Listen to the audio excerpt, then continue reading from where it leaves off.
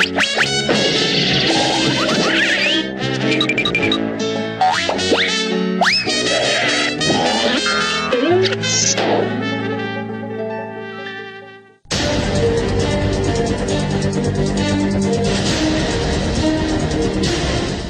peristiwa meresahkan tentang keadaan Indonesia pada sepanjang tahun politik ini membuat mata kita terbuka akan pentingnya memanfaatkan dan mengisi demokrasi yang sempat diperjuangkan rakyat Indonesia pada tahun 98 silam.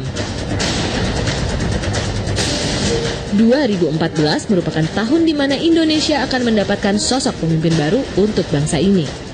Mampukah pemimpin baru kita nanti menyelesaikan berbagai masalah Indonesia yang tak kunjung usai seperti kasus-kasus korupsi yang merajalela, pemanfaatan sumber daya alam yang tidak dipertanggungjawabkan, hingga masalah pendidikan di negara ini? Seorang ahli metafisika, Arkan Bodana, mencoba menganalisa hingga memprediksi siapa dan seperti apa sih pemimpin baru bangsa ini di rumah Ndoro Sentilan.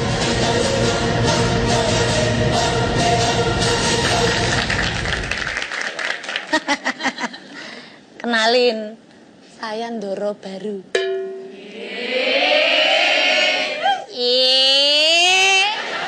Kayak penonton bayaran, iya. Ndoro yang lama udah lengser. Tapi kalian nggak ngerti sih perasaan saya di sini. Agak gemeter.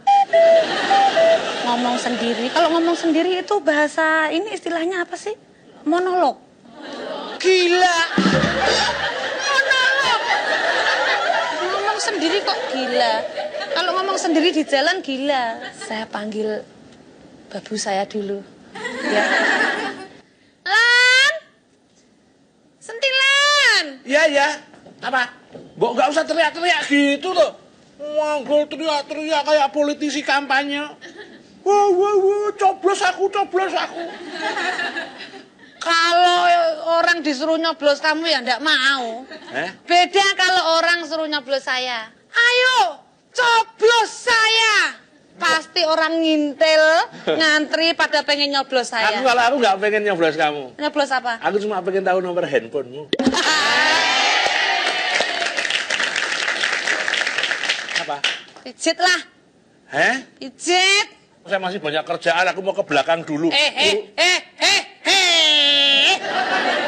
Sama Ndoro ndak boleh bantah. Harus nurut. Begini loh, Soimah. Menurut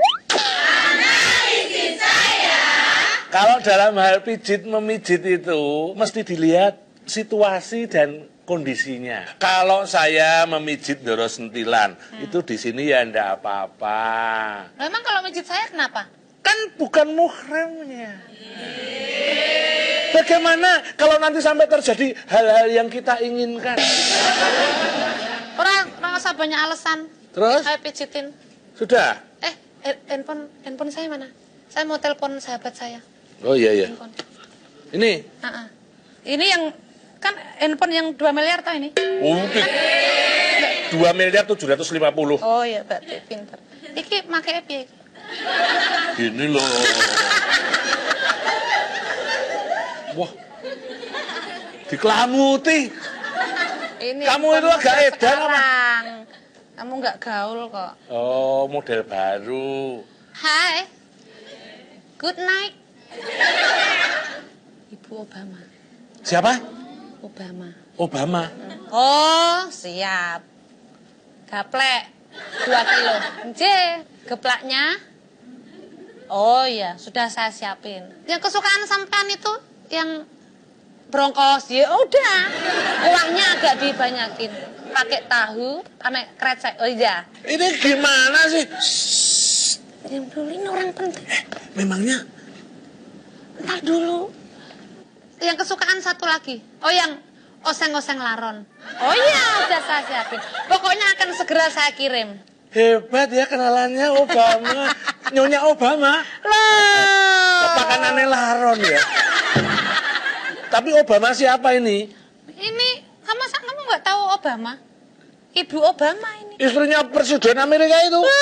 Bukan. Dan siapa? Ini namanya aslinya Serintil, tetangga saya. Nah, kenapa dipanggil Obama? Suami Serintil ini kalau manggil, kalau malam, Mah, obah mah, mah, obah mah. Makanya dipanggil obah. Oh alah, Ibu Obahmah toh. Oh makanya doyannya gaplek. Makanya wes gak usah ngelaling-laling nih, dipijitin Oh lanjut. ya. Jangan sampai jatuh. Turun. Tunggu dulu. Turun. Ini tempat saya kan. Nggak bisa sembarangan menggantikan Doro. Sabar toh Doro, jangan marah-marah gitu. Oh, enggak pantas. Loh ya, kamu belum pernah dibilang tua sih. Sebentar lagi kan kalau udah tua, mati kan penghinaan itu, gitu. Jangan gampang marah Doro. Orang Indonesia itu kan dikenal sebagai orang yang sabar. Yang namanya orang sabar itu bukan rakyat Indonesia. Siapa? Sapi jantan. Itu paling sabar. Buktinya apa? Kalau sapi betina Nah. diperes susunya tiap hari, sapi jantan nggak bakalan marah. Bener. Coba kalau sampean dia punya istri toh. Nah kalau istri sampean diperes tiap hari marah nggak? Saya tuh begini, Ma. Jangan salah sangka lah ya. Kamu itu harus gantiin saya ya, harus pakai aturan, ya kan? Memang harus pakai aturan. Pakai Aturannya apa? bayar saya. Sama aja. Gimana? Ya sabar tuh rakyat Indonesia dijanjiin ini, diam, janjiin itu, diam, dijajah, disengsarain ya tetap sabar terus nggak pernah marah. Jadi saya harus bayar. Harus. Kalau masalah rayu-merayu orang yang umurnya banyak tuh gampang. Doro, Hei. gimana kalau saya bayarnya pakai nyanyi aja? Saya tuh apa aja bisa, nyanyi rock, dangdut. Matiin dia bisa. Nyanyi matiin Doro ini. Mau dengerin Ya, nggak? coba. Lagunya Fatin, tahu toh? Apa ikan patin bisa nyanyi? Bukan, ada artis. Oh, iya. Keluar ini pasti. Aku duwe bojo jenenge Koko, anakku loro manggone nang Yogya. Aku seneng nyanyi foya. Aku seneng nari foya. Oh, ayo do nyambut gawe supaya entuk duit. Ojo foya-foya. Waduh. Suka ndak? Seneng aku kalau punya Doro pintar nyanyi gini.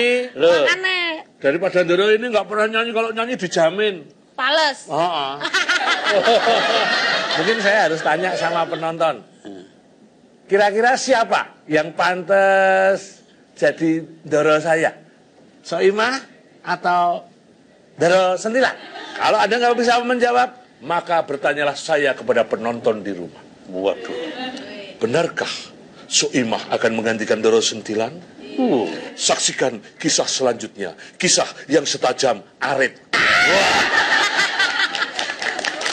Artinya sebagai negara kita tidak mampu memanfaatkan apa yang kita miliki dengan baik. Kita tidak mampu mengelola negara ini dengan baik dan berujung pada akhir perpecahan.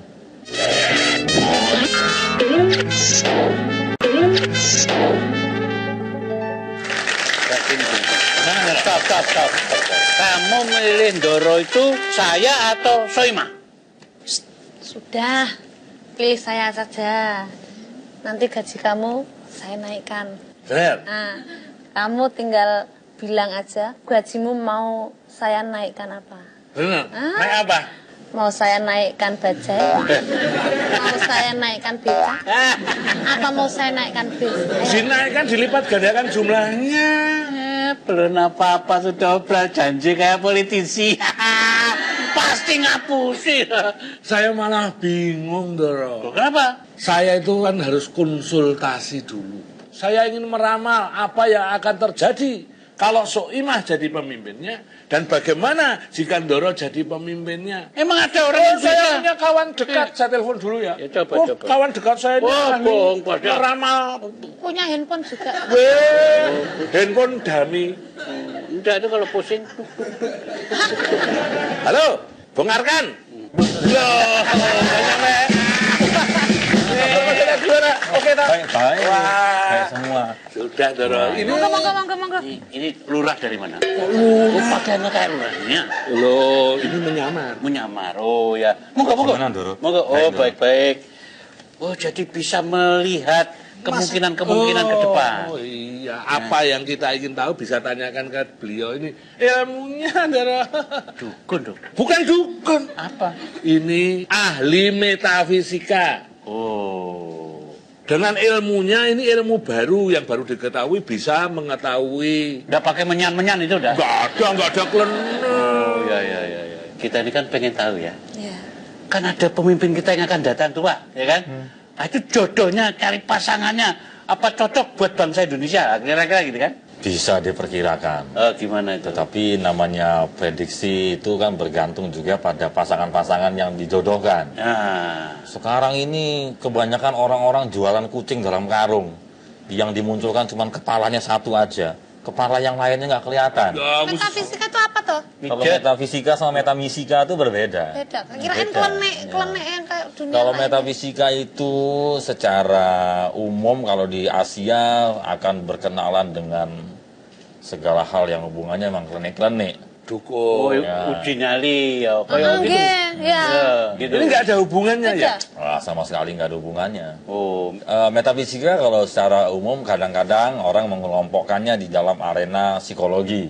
ya. Ada juga yang mengelompokkan metafisika ini dimasukkan dalam filosofi. Tetapi metafisika sebenarnya berdiri sendiri karena dia suatu pengetahuan yang mempelajari hal-hal yang menjadi sebab suatu peristiwa itu terjadi. Kenapa si A melakukan hal demikian?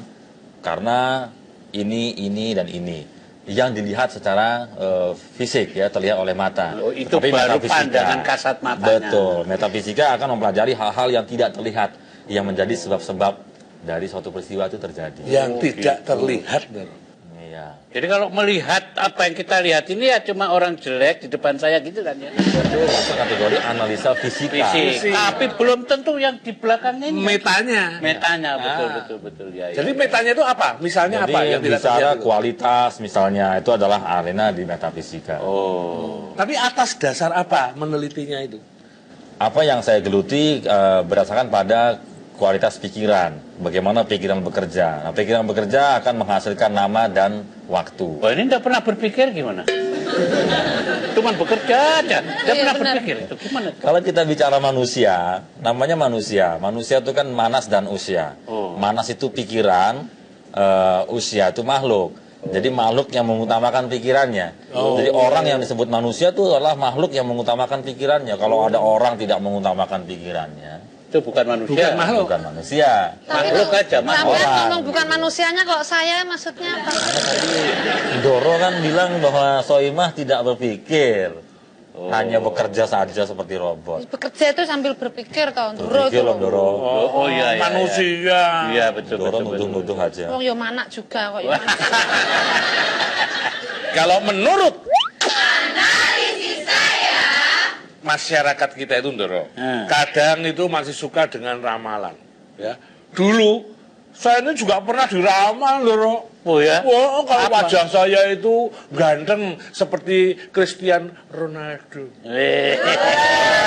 Ramalannya gitu. Tapi emang iya, jangan hau-hau, jangan ngeledek. Bener tak? Soalnya Mas Tentilon ini juga keturunan blasteran loh. Jangan sembarangan. Blasteran, Blasteran. campur kike. Nah, Jadi dalam gimana? politik Iya, itu, iya, gimana, Doro, gimana? ada ramalan tentang Satria Piningit. Nah. Yang muncul malah Satria bergitar. Enggak gini, soal peningkat itu kan bisa diartikan sebagai harapan gitu loh. Iya. Jadi bukan fisik itu, bukan. Jadi begini, dianalisa dengan ilmunya Mas Arkan ini. Apa tantangan pemimpin kita masa depan, ya kan? Sosok pemimpin seperti apa yang cocok? Wah, ini yang agak sedikit repot ini. Karena struktur nama negara kita negatif. Maksudnya tunggu dulu, ini waduh penting ini. Maksudnya negara kita apa maksudnya? Jadi nama Indonesia ini berstruktur negatif. Ada synchronicity 0,5 di sana dengan coherence 0,2 dilengkapi dengan harani 8. Ini artinya sebagai negara kita tidak mampu memanfaatkan apa yang kita miliki dengan baik. Kita tidak mampu mengelola negara ini dengan baik dan berujung pada akhir perpecahan.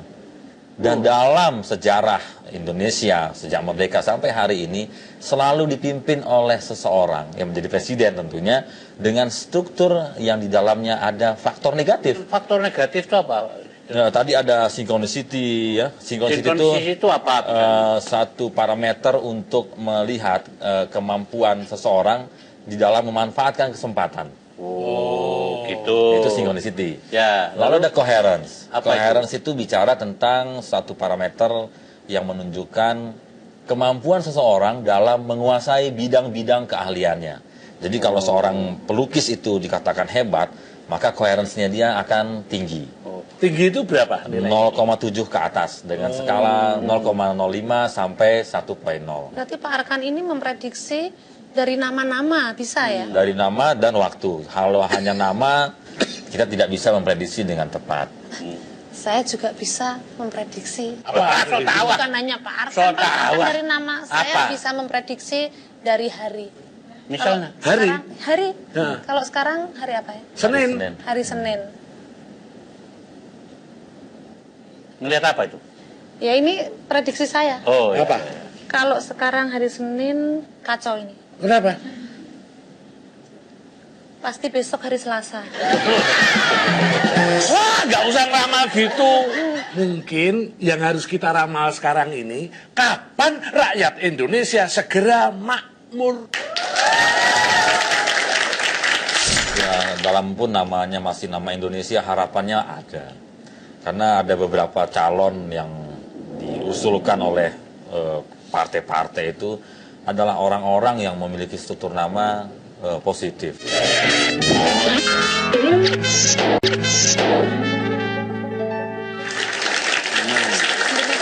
Apa? Kenapa? Jangan ngiri, Dara. Itu jalannya kenapa itu? Saya mau menawarkan kerjasama. Kerjasama? Ini berhubungan dengan status saya sebagai calon Doro. Oh, mau. Ya, jadi gini, ini ada sedikit uang dari saya. Jangan dianggap ini sebagai suap, tapi ini sedikit sedekah dari saya. Saya kalau melihat raut muka Mas Sentilon ini kan susah banget, kayak fakir miskin banget. Jadi Pokoknya cewek abadi. pokoknya saya mohon nanti Mas Sentilon tetap memilih saya untuk menjadi Doro. Oh, tuh gimana ya? Bukannya saya tuh nggak mau menerima, tapi saya itu pantang menerima sogokan. Bener, kemarin itu ya, saya ditawarin uang agar memilih caleg tertentu. Nggak mau saya. Kenapa nggak Loh, mau? kita itu memilih jangan berdasarkan uang, tapi berdasarkan keahlian dan kompetensinya. Ini nggak maunya. Bentar dulu. Berarti sampean juga menyepelekan saya loh. Kenapa? Saya itu juga ahli. Ahli apa? Saya itu punya banyak bakat sembarangan. Saya jadi apa bisa? Jadi Doro. Saya bisa. Terus jadi tukang batu saya bisa. Jadi kernet. Kernet bisa. Mandiin mayat saya juga bisa. Benerin AC juga Full power bisa. ya? Pilihlah aku jadi Doromu yang masih setia menemanimu. Jangan kau salah pilih yang lain. Yang lain belum tentu bisa. Jadi pilihlah aku. Udah, Ma. Gimana? Gak ada gunanya, Ma. Kalau berdasarkan analisis dia, Sentil itu kan cocoknya sama Sentilan. Sentilan, baru cocok. Sebab sebuah nama itu sebetulnya Iya. memiliki pengaruh. Kalau tidak percaya, arti hebat dari sentilan-sentilan itu, tanya pada Pak Arkan. Soimah Sentilun, nah, tidak ada. Jadi Emang gimana bisa? Pak Arkan, kira-kira? Nah, jadi dalam nama bukan hanya mengandung makna saja. Secara umum memang orang hanya membuat nama berdasarkan pada makna. Tapi seperti tadi sentilan-sentilun itu di dalam branding memang masuk pada match dan sell power 100%. Jadi full power. Betul, power. Luar biasa. Jadi udah kawin Sudah gitu namanya matching ya. ya. Kalau Soimah sendirian nggak apa-apa 100%. Tapi kalau Soimah ditemukan dengan sentilun hancur. Ya, Nggak bisa itu. pasti terjadi hal-hal yang kita inginkan itu. Jadi kira-kira nama itu memang punya pengaruh Pak ya? Benar. Antara lain kalau kita tidak memperhatikan betul bahwa nama Indonesia tadi kurang apa tadi? Ya, strukturnya tidak positif ya. Kalau itu tidak dirubah apa akibatnya memang? Ya, kalau tidak dirubah maka mulai tahun ini di 2014 sampai di 2023 itu kita akan mengulang satu periode dengan skala yang lebih parah. Periode tahun 1994 ke 1998. Ada apa itu? Jadi rakyat akan marah, rakyat akan menuntut banyak perubahan pada pemerintah dalam situasi yang semakin hari semakin buruk. Wah, terus apa yang akan terjadi kalau misalnya nama Indonesia tidak dirubah itu? Pecahlah kita, bubarlah negeri ini. Waduh. Jadi ada kode ending, Harani, kode akhir 8 itu menunjukkan perpecahan. Waduh. Itu. Jadi Indonesia nanti bisa kayak Balkan itu dong? Iya. Tercerai-berai gitu. Tercerai-berai. Sekali tercerai-berai tak akan mau kembali. Jadi tak akan ada kembali, jadi utuh kembali itu tidak. Terus cara mengatasinya supaya tidak tercerai-berai? Nah, seperti orang sakit diganti namanya. Jadi negara yang sakit ini ya harus diperbaiki dan diganti namanya. Nah, namanya apa? Pak Ijo gitu. Mari kita kembali ke nama Nusantara. Apa? Nusantara. Hitung-hitungannya lebih bagus. Semuanya di semua sisi akan lebih baik. Pada kode akhir, pada synchronicity yang kemampuan memanfaatkan kesempatan, pada coherence yang bicara tentang kemampuan bernegara, semuanya baik. Semua ada pada zona sukses. Wah. Indonesia ini kalau namanya Nusantara sejak dulu, maka persis seperti ada orang bilang life begins at 40, maka mulai usia 40 tahun kita ini mercusuar dunia. Wah. Negara adijaya. Tadi kan menganalisis nama Indonesia diganti Nusantara. Saya juga bisa menganalisa dari lagu itu, saya juga bisa. Kalau menghadapi politikus yang ingkar janji, apa? Kalau menurut udah punya sampean ya itu menurut analisis saya ya. Menurut lagu kok. Oh ya, menurut lagu ada lagu yang Apa? Kau yang berjanji, kau yang mengingkari, kau yang mulai, kau yang mengakhiri. Oke. Bisa dianalisis dari lagu. Ada lagi nggak? Yang urusan dengan pilpres, coblos-coblosan ada Yang nggak? pemilu saat ini ya, Pemilu. coblosan ya. Ada. Apa? Hai, kenapa kamu kalau lihat aku sukanya bilang buka sidik coblos. Ada lagu. Kalau melihat situasi Indonesia hari ini ya, itu kan banyak korupsi ya. Rakyat masih banyak yang miskin, pendidikan mahal, banyak persoalan yang harus dihadapi oleh bangsa ini. Apakah mungkin itu ada tanda-tanda semuanya ini akan membaik dalam 5 tahun atau 10 tahun yang akan datang? Harapannya nama ada. Indonesia maksudnya. Ya nggak tahu. Ya, dalam pun namanya masih nama Indonesia, harapannya ada. Karena ada beberapa calon yang diusulkan oleh partai-partai itu adalah orang-orang yang memiliki struktur nama positif. Gitu. Tapi dia harus mengubah nama Indonesia menjadi Nusantara. Kelak harus dirubah menjadi Nusantara. Dan orang-orang ini adalah orang-orang yang memiliki potensi untuk melakukan hal itu. Nah, cara meyakinkan rakyat itu gimana? Yang paling sederhana adalah dari pribadi-pribadi orang yang sudah mengalami perubahan nama. Yang kedua, dengan membuka suatu wawasan pada masyarakat bahwa banyak negara berganti nama untuk memperbaiki kehidupan negara itu. Contoh ya, kalau di Asia seperti Siam menjadi Muang Thai, lalu kemudian menjadi Thailand. Oh, Myanmar juga tadinya Birma kan bukan ya? Oh bisa. Oh, iya, bisa. Itu bukan persoalan yang serius untuk sebuah negara ya. Bukan hal baru juga. Kira-kira. Ya kita semua kan pasti bermimpi Doro. Ya. Supaya Indonesia ini makin baik. Hukumnya adil untuk semuanya termasuk untuk rakyat-rakyat kecil. Korupsi hendaknya bisa diberantas sampai tuntas. Makanya kita itu harus bekerja keras memperbaiki negara kita. Ringan sama dijinjing, berat sama dipikul. Jangan sampai kita salah memilih pemimpin. Nanti kalau ada persoalan, kita pula yang menanggung.